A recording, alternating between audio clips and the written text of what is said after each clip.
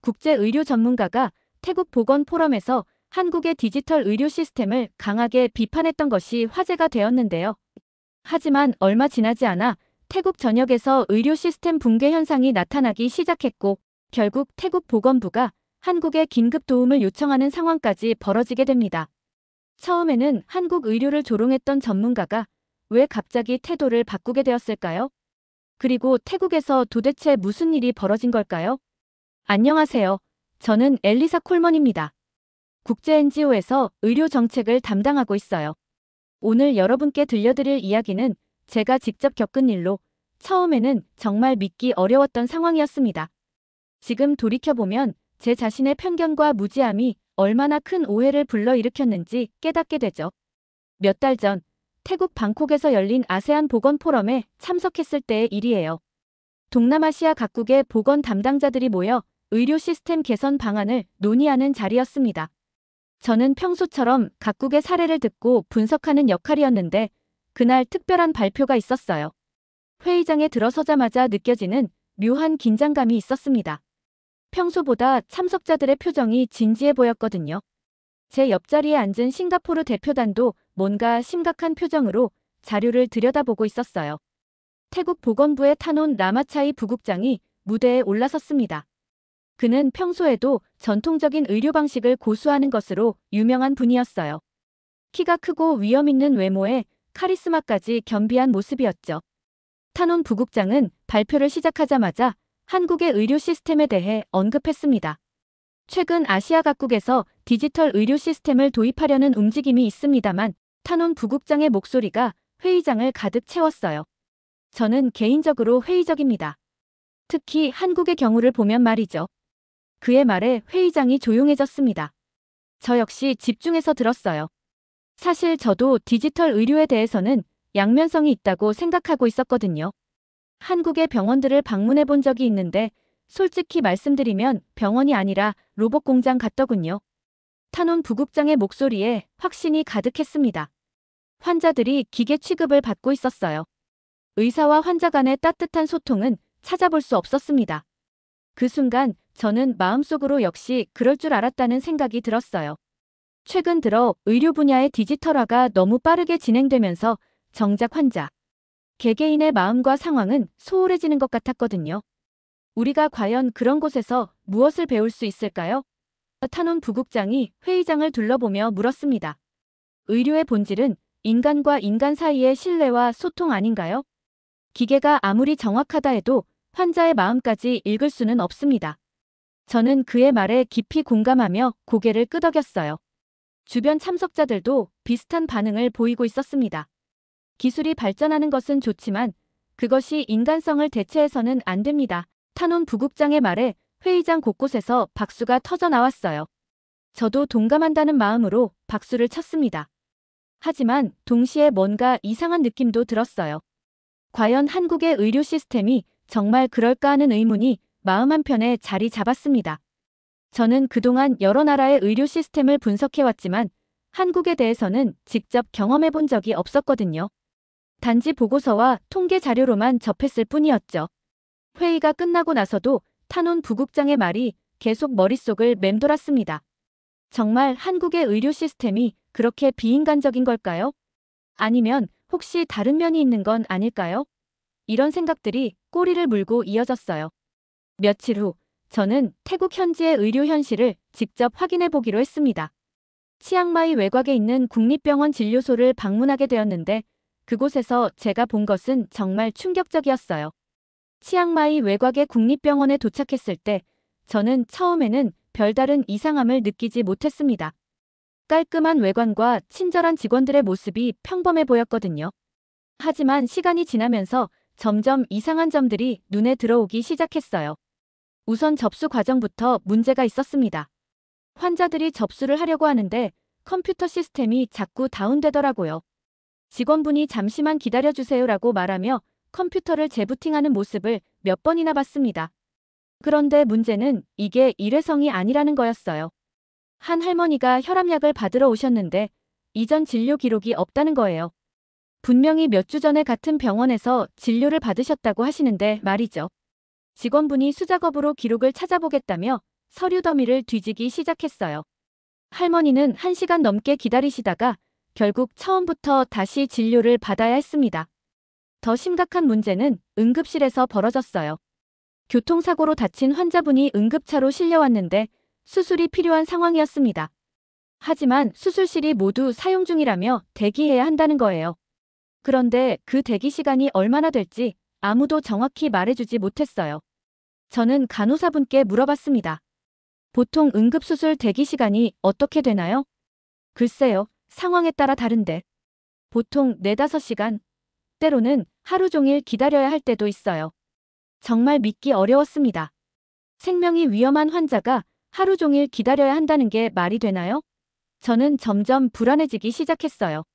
그런데 더 충격적인 일이 벌어졌습니다. 의약품 유통 과정에서 심각한 오류가 발생한 거예요. 당뇨병 환자분이 혈압약을 받아가신 겁니다. 다행히 약사분이 늦게나마 실수를 발견해서 큰 사고는 피했지만 만약 그대로 복용했다면 어떻게 됐을지 생각만 해도 끔찍했어요. 이런 일이 자주 있나요? 저는 약사분께 조심스럽게 물어봤습니다. 가끔 있어요. 환자 정보가 제대로 연동되지 않아서 생기는 문제거든요. 저희도 최대한 주의하고 있지만 그분의 표정에서 무력감이 느껴졌어요. 시스템의 한계를 알고 있지만 어쩔 수 없다는 체념이 배어 있었습니다. 저녁 시간이 되어서야 그 교통사고 환자분이 수술실로 들어가셨어요. 무려 12시간을 기다리신 거죠. 가족분들이 얼마나 애태우셨는지 모릅니다. 저는 그 모습을 보면서 가슴이 먹먹해졌어요. 그런데 더 안타까운 일이 벌어졌습니다. 수술이 시작되고 얼마 지나지 않아서 의료진이 급하게 나오더니 가족분들에게 뭔가 이야기를 하기 시작했어요. 저는 멀리서 지켜보고 있었는데 가족분들의 표정이 점점 절망적으로 변하는 게 보였습니다. 나중에 알게 된 사실이지만 그 환자분이 수술 중에 돌아가셨다고 해요. 물론 교통사고 자체가 워낙 심각했지만 만약 좀 더 빨리 수술을 받을 수 있었다면 어땠을까 하는 생각이 들었습니다. 그 순간 저는 깨달았어요. 탄원 부국장이 말했던 인간적인 의료가 과연 무엇인지 말이죠. 따뜻한 말 한마디보다 정확한 진단과 신속한 치료가 더 중요한 순간이 있다는 걸 깨달았습니다. 병원을 나서면서 저는 혼란스러웠어요. 지금까지 제가 가지고 있던 생각들이 과연 옳은 건지 의문이 들기 시작했습니다. 디지털 의료 시스템에 대한 편견이 있었던 건 아닐까요? 그날 밤 호텔에서 저는 한국의 의료 시스템에 대해 다시 한번 생각해봤습니다. 과연 탄원 부국장의 말이 전부일까요? 아니면 제가 놓치고 있는 부분이 있는 걸까요? 다음 날 아침, 저는 태국 보건부에서 공식적으로 발표한 의료 통계 자료를 검토하기 시작했습니다. 국제 NGO 활동을 하면서 각국의 의료 데이터를 분석하는 것이 제 주된 업무 중 하나였거든요. 하지만 이번에는 좀 더 깊이 파고들어 보기로 했어요. 처음에는 표면적인 수치들만 보였습니다. 병원 수, 의료진 수, 예산 규모 같은 기본적인 통계들 말이죠.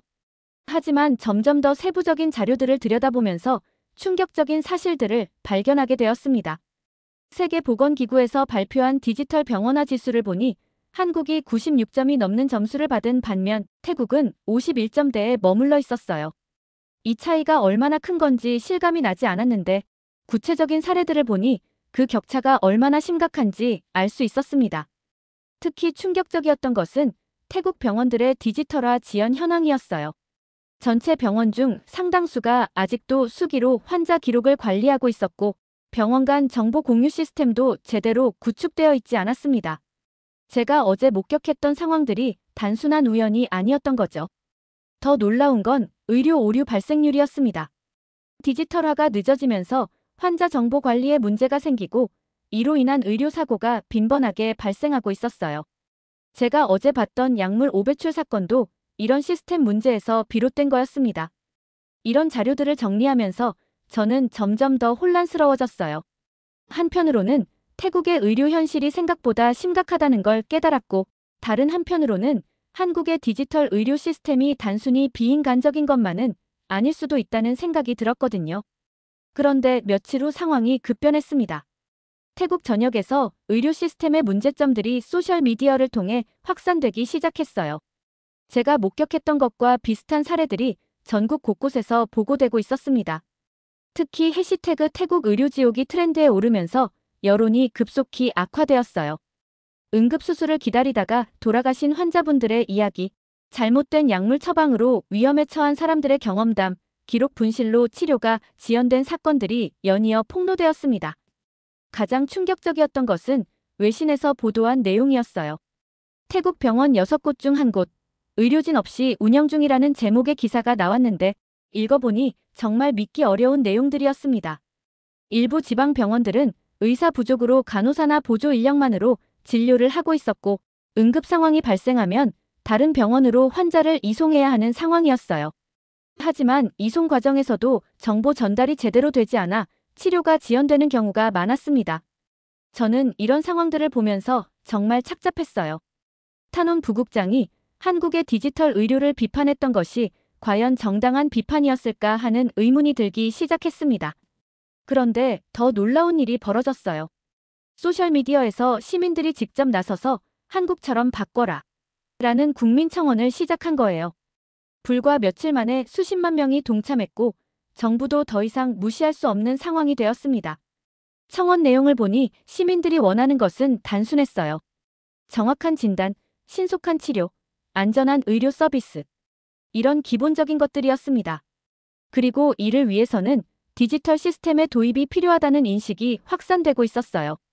저는 이 모든 상황을 지켜보면서 제 자신의 편견을 돌아보게 되었습니다. 과연 저는 한국의 의료 시스템을 제대로 이해하고 있었던 걸까요? 그런 와중에 방콕에서 열린 국제 간담회에 참석하게 되었습니다. 아세안 각국의 의료 전문가들이 모여 최근 상황을 논의하는 자리였어요. 저는 이번 기회에 다양한 의견을 들어보고 싶었습니다. 간담회장에 들어서니 이미 여러 나라 대표들이 와 있었어요. 싱가포르, 말레이시아, 베트남, 인도네시아 등 동남아시아 각국의 보건 담당자들과 의료진들이 참석했습니다. 그런데 한쪽 구석에서 눈에 띄는 분이 있었어요. 정소희라고 소개된 그분은 한국에서 오신 의사였습니다. 서울대병원 소속이면서 동시에 세계보건기구의 디지털 헬스케어 자문관으로 활동하고 계신다고 했어요. 처음에는 별다른 관심을 두지 않았는데 발표가 시작되면서 제 생각이 완전히 바뀌었습니다. 정소혜 박사님은 태국의 의료 현황에 대한 분석 자료를 가져오셨더라고요. 그런데 그 내용이 정말 상세하고 정확했어요. 제가 며칠 동안 수집한 자료들보다 훨씬 체계적이고 구체적이었습니다.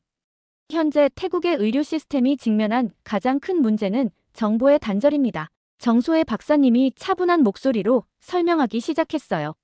환자 정보가 각 병원에 개별적으로 저장되어 있어서 연속적인 치료가 어려운 상황이죠. 화면에 나타난 그래프를 보니 정말 놀라웠습니다. 태국 환자들의 치료 과정을 추적해보니 한 번의 치료를 위해 평균 3번의 병원을 거쳐야 했고 각각의 병원에서 똑같은 검사를 반복하는 경우가 많았어요. 이것은 단순히 비효율적인 것을 넘어서 환자의 생명을 위험에 빠뜨리는 문제입니다. 정소혜 박사님의 설명이 계속되었어요. 응급 상황에서 환자의 과거 병력을 모르면 적절한 치료를 할 수 없거든요. 저는 어제 목격했던 상황들이 떠올랐습니다. 할머니가 혈압약을 받기 위해 1시간 넘게 기다리셨던 것도 교통사고. 환자분이 12시간이나 대기하셨던 것도 결국 이런 시스템 문제 때문이었던 거죠. 그런데 정소혜 박사님이 다음에 보여주신 자료가 더욱 충격적이었어요. 한국의 스마트 병원 시스템 사례였습니다. 환자가 병원에 들어오는 순간부터 모든 정보가 통합 관리됩니다. 정소혜 박사님이 설명하며 화면을 바꿨어요. 과거 병력, 현재 복용 중인 약물, 알레르기 반응, 가족력까지 모든 정보가 실시간으로 의료진에게 전달되죠. 저는 깜짝 놀랐습니다. 제가 상상했던 것과는 완전히 다른 모습이었어요. 기계적이고 차갑다고 생각했던 디지털 의료 시스템이 실제로는 환자를 더 안전하게 보호하는 역할을 하고 있었던 거죠. 우리는 환자를 숫자로 보는 게 아닙니다. 정소혜 박사님이 저를 바라보며 말씀하셨어요. 숫자 속에서 생명을 구할 길을 찾는 거죠. 그 순간 저는 정말 큰 충격을 받았습니다. 지금까지 제가 가지고 있던 편견이 얼마나 잘못된 것이었는지 깨달았거든요. DIGITAL 의료가 비인간적이라고 생각했는데 실제로는 더 인간적인 치료를 가능하게 하는 도구였던 거예요. 예를 들어 당뇨병 환자가 응급실에 의식을 잃고 실려왔다고 가정해보세요. 정소혜 박사님의 설명이 계속되었습니다. 기존 방식이라면 가족이 올 때까지 기다리거나 여러 검사를 통해 상황을 파악해야 하지만 디지털 시스템이 있으면 즉시 환자의 상태를 파악하고 적절한 치료를 시작할 수 있어요. 저는 점점 더 감탄하게 되었습니다. 이런 시스템이 있다면 어제 제가 목격했던 비극적인 상황들을 많이 예방할 수 있을 텐데요. 간담회가 끝난 후 저는 정소혜 박사님께 개인적으로 이야기를 나눌 기회를 가졌습니다. 그분은 정말 열정적으로 한국의 의료 시스템에 대해 설명해 주셨어요. 많은 분들이 오해하시는 것 같아요. 정소혜 박사님이 말씀하셨습니다. 디지털 의료가 환자와 의사 사이의 소통을 차단한다고 생각하시는데 실제로는 정반대예요. 정확한 정보를 바탕으로 더 깊이 있는 대화가 가능해지거든요. 저는 그제야 깨달았습니다. 제가 지금까지 표면만 보고 판단했다는 것을 말입니다. 정소혜 박사님과의 대화 후 저는 직접 한국의 의료 시스템을 체험해보고 싶다는 생각이 들었습니다. 마침 박사님께서 서울에 있는 스마트 병원을 견학할 기회를 제안해 주셨어요. 저는 망설임 없이 그 제안을 받아들였습니다. 며칠 후 서울에 도착했을 때의 첫인상은 정말 놀라웠어요. 공항에서부터 느껴지는 체계적인 시스템, 깔끔하게 정리된 도시 풍경, 그리고 무엇보다 사람들의 질서의식이 인상적이었습니다. 서울 대병원에 도착했을 때 저는 입이 다물어지지 않았어요. 외관부터가 제가 상상했던 것과는 완전히 달랐거든요. 현대적이면서도 따뜻한 느낌이 드는 건물이었습니다. 정소혜 박사님이 직접 안내해 주시며 설명을 시작했어요. 입구에서부터 환자 관리가 시작됩니다. 박사님이 자동문을 가리키며 말씀하셨어요. 저기 보이는 센서들이 환자의 기본적인 바이탈 사인을 측정해요. 정말 신기했습니다. 환자가 병원에 들어서는 순간부터 체온, 맥박, 혈압 같은 기본 정보가 자동으로 측정되고 시스템에 입력되는 거였어요. 하지만 이 모든 과정이 전혀 기계적이지 않았습니다. 오히려 환자들이 편안해 보였어요. 환자분들이 불편해하지 않나요? 저는 궁금해서 물어봤습니다. 처음에는 신기해하세요. 정소혜 박사님이 웃으며 대답하셨어요. 하지만 곧 이게 자신을 위한 것이라는 걸 깨달아요. 대기 시간도 줄어들고 더 정확한 진료를 받을 수 있거든요. 실제로 접수 과정을 지켜보니 정말 놀라웠습니다. 환자가 키오스크에 건강보험증을 대기만 하면 모든 과거 병력이 화면에 나타났어요. 그리고 오늘 방문 목적에 따라 최적의 진료 경로가 자동으로 안내되었습니다. 한 할아버지께서 당뇨병 정기 검진을 받으러 오셨는데 시스템에서 지난 검사 결과를 분석해서 이번에 추가로 필요한 검사 항목들을 미리 추천해 드리더라고요. 태국에서 봤던 상황과는 정말 대조적이었습니다. 이 모든 게 실제로 사람을 살리기 위한 시스템이라고요? 저는 믿기 어렵다는 표정으로 물어봤습니다. 당신이 본 그대로입니다. 정소혜 박사님이 단호하게 대답하셨어요. 수술실 견학은 더욱 인상적이었습니다. 수술이 진행되는 동안 실시간으로 환자의 상태가 모니터링되고 인공지능이 회복 경로를 분석해서 최적의 치료 방법을 제안하고 있었어요. 의료진들은 이런 정보를 바탕으로 더 정확하고 안전한 수술을 할 수 있었습니다. 수술 후 회복 과정도 모두 데이터로 관리됩니다. 정소혜 박사님이 설명해 주셨어요. 환자의 회복 속도, 합병증 위험도, 퇴원 후 관리 방법까지 모든 것이 개인 맞춤형으로 계획되죠. 저는 정말 감탄했습니다. 이런 시스템이 있다면 환자들이 훨씬 안전하고 효과적인 치료를 받을 수 있을 텐데요. 영상 진단 부서에서는 더욱 놀라운 것을 봤습니다. 인공지능이 엑스레이나 CT 스캔 결과를 분석해서 의사가 놓칠 수 있는 미세한 병변까지 찾아내고 있었어요. 의사 선생님들은 이런 도움을 받아 더 정확한 진단을 내릴 수 있었습니다. 기계가 의사를 대신하는 게 아니라 의사를 도와주는 거군요. 저는 깨달음을 얻었습니다. 맞습니다. 정소혜 박사님이 고개를 끄덕이셨어요. 기술은 도구일 뿐이에요. 중요한 건 그 도구를 어떻게 사용하느냐 하는 거죠. 병원을 둘러보는 내내 저는 감동의 연속이었습니다. 환자들의 표정도 편안해 보였고 의료진들도 여유 있게 일하고 있었어요. 무엇보다 모든 과정이 환자 중심으로 설계되어 있다는 게 느껴졌습니다. 한국에서 놀라운 경험을 하고 태국으로 돌아왔을 때 상황은 더욱 심각해져 있었습니다. 제가 없는 사이에 태국 전역에서 의료 시스템 붕괴 현상이 가속화되고 있었어요. 가장 충격적이었던 것은 방콕 시내 한복판에서 벌어진 일이었습니다. 심장마비로 쓰러진 환자를 태운 응급차가 병원 앞에서 1시간 넘게 대기하고 있는 모습이 실시간으로 소셜미디어에 중계되었어요. 응급실이 포화 상태라서 환자를 받을 수 없다는 거였습니다. 영상을 본 시민들의 분노는 하늘을 찔렀습니다. 이게 나라냐? 우리 가족이 저런 상황에 처하면 어떻게 하냐는 댓글들이 쏟아졌어요. 저 역시 그 영상을 보면서 가슴이 먹먹해졌습니다. 더 심각한 건 이런 일이 일회성이 아니라는 거였어요. 전국 곳곳에서 비슷한 사례들이 계속 보고되고 있었습니다. 치앙마이에서는 출산을 앞둔 산모가 병원을 찾지 못해 구급차에서 아이를 낳는 일까지 벌어졌어요. 국민청원 사이트에는 한국처럼 바꿔라 라는 제목의 청원이 올라왔습니다. 내용을 읽어보니 정말 절실했어요. 우리도 안전하게 치료받고 싶습니다. 응급실에서 하루 종일 기다리지 않고 정확한 약을 처방받고 의료진이 환자 정보를 제대로 파악한 상태에서 치료받고 싶어요. 한국의 스마트 병원 시스템을 도입해주세요. 이 청원에 불과 며칠 만에 수십만 명이 동참했습니다. 댓글들을 읽어보니 국민들의 분노와 절망이 그대로 드러나 있었어요. 작년에 아버지가 응급실에서 기다리다가 돌아가셨습니다. 제발 이런 일이 더 이상 반복되지 않기를 바랍니다. 병원에서 잘못된 약을 줘서 아이가 위험에 처했어요. 정확한 시스템이 절실합니다. 의료진은 최선을 다하고 계시지만 시스템이 뒷받침되지 않으니 한계가 있어요. 저는 이런 댓글들을 읽으면서 정말 마음이 아팠습니다. 그리고 동시에 큰 책임감을 느꼈어요. 제가 한국에서 본 것들을 더 많은 사람들에게 알려야겠다는 생각이 들었습니다. 언론에서도 연일 관련 보도를 쏟아내고 있었어요. 태국 의료 시스템의 한계 드러나 디지털화 지연으로 인한 의료사고 급증, 시민들, 선진 의료 시스템 도입 촉구 같은 제목들이 신문 일면을 장식했습니다. 특히 인상적이었던 것은 의료진들의 인터뷰였어요. 한 응급의학과 의사는 우리도 환자를 살리고 싶지만 시스템이 받쳐주지 않으면 한계가 있다며 안타까워했습니다. 환자 정보를 파악하는 데만 1시간이 걸려요. 그 시간에 치료를 시작할 수 있다면 얼마나 많은 생명을 살릴 수 있을까요? 간호사들도 마찬가지였습니다.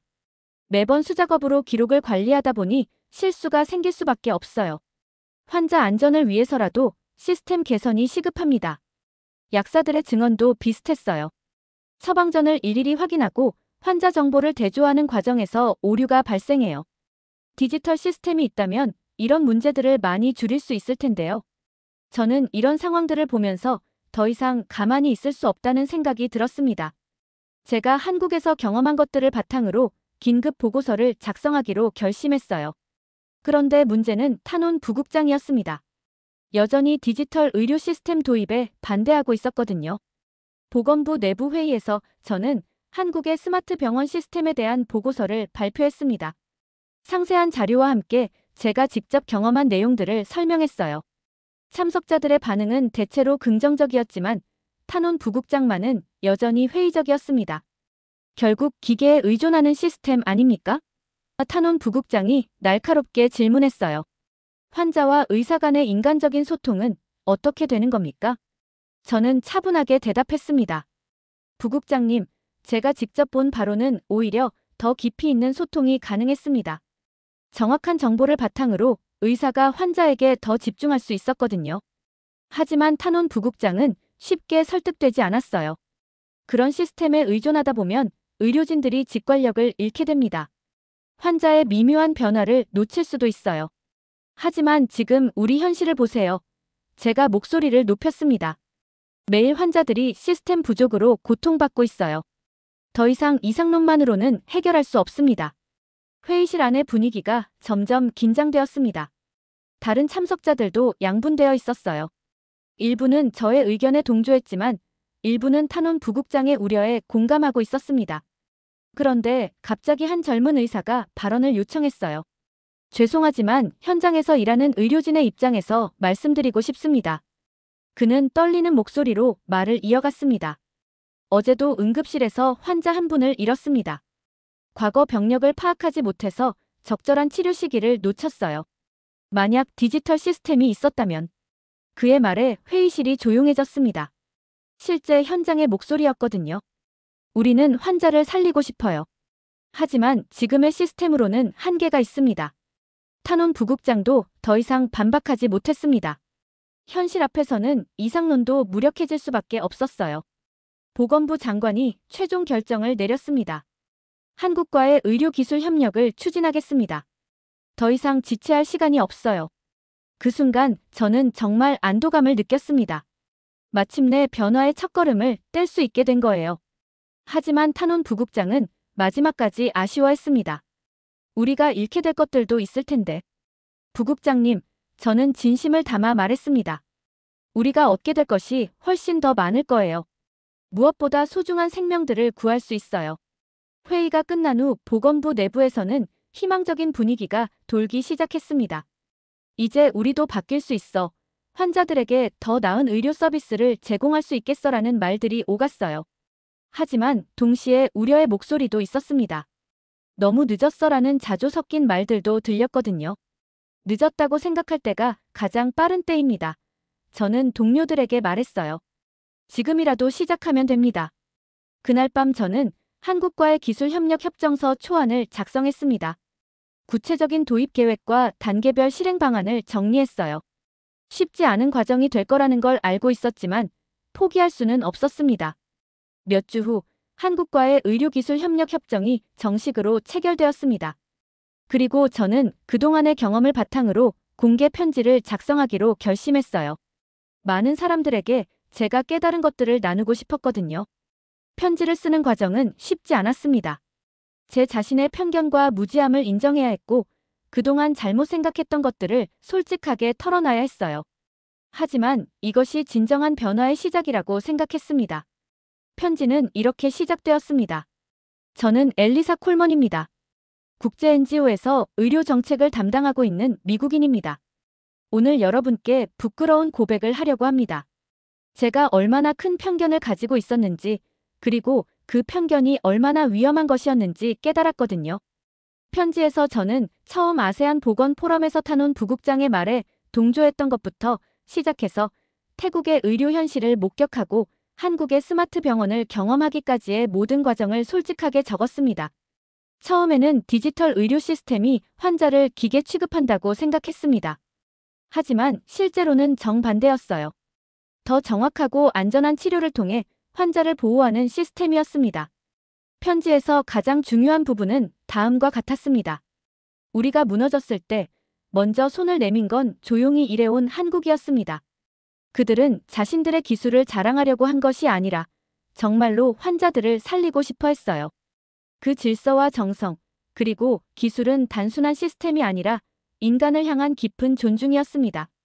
편지를 발표한 후 반응은 폭발적이었습니다. 태국 국민들뿐만 아니라 동남아시아 각국에서도 큰 관심을 보였어요. 특히 의료 관계자들의 반응이 뜨거웠습니다. 한 태국 의사는 댓글을 통해 드디어 누군가 진실을 말해줬다며 고마움을 표했습니다. 우리도 환자를 위한 최선의 시스템을 원했지만 목소리를 내기 어려웠어요. 간호사들도 비슷한 반응을 보였습니다. 매일 시스템 부족으로 고통받는 환자들을 보면서도 어쩔 수 없었는데 이제는 희망이 보입니다. 하지만 가장 감동적이었던 것은 일반 시민들의 반응이었어요. 한 어머니는 아이가 병원에서 제대로 된 치료를 받을 수 있다는 희망이 생겼다며 눈물을 흘렸습니다. 탄원 부국장도 결국 저에게 연락을 했습니다. 처음에는 화가 났지만 지금은 당신이 옳았다는 걸 인정합니다. 환자를 위한 것이라면 제 개인적인 고집을 버릴 수 있어요. 그의 말에서 진정성이 느껴졌습니다. 그도 결국 환자를 생각하는 마음은 같았던 거예요.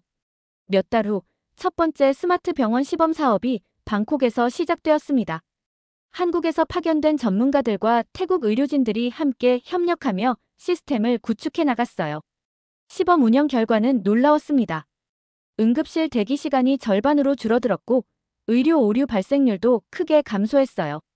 무엇보다 환자들의 만족도가 눈에 띄게 향상되었습니다. 저는 이 모든 과정을 지켜보면서 정말 많은 것을 배웠습니다. 편견이 얼마나 위험한지, 그리고 진정한 소통이 얼마나 중요한지 깨달았어요. 지금도 태국 전역에서 스마트 병원 확산 사업이 진행되고 있습니다. 아직 갈 길이 멀지만 변화의 씨앗은 심어졌어요. 그리고 저는 이 변화의 과정을 계속 지켜보며 도움을 주고 싶습니다. 마지막으로 이 이야기를 들어주신 모든 분들께 감사드립니다. 편견을 버리고 열린 마음으로 세상을 바라보는 것, 그것이 진정한 변화의 시작이라는 걸 잊지 말아주세요. 그리고 때로는 우리가 도움을 받을 수도 있다는 겸손함도 필요하다는 것을요. 지금까지의 사연, 어떻게 들으셨나요? 재밌게 들으셨다면 댓글로 남겨주세요. 추첨을 통해 커피 쿠폰들 보내드립니다. 다음에 더 재밌는 사연으로 돌아올게요. 감사합니다.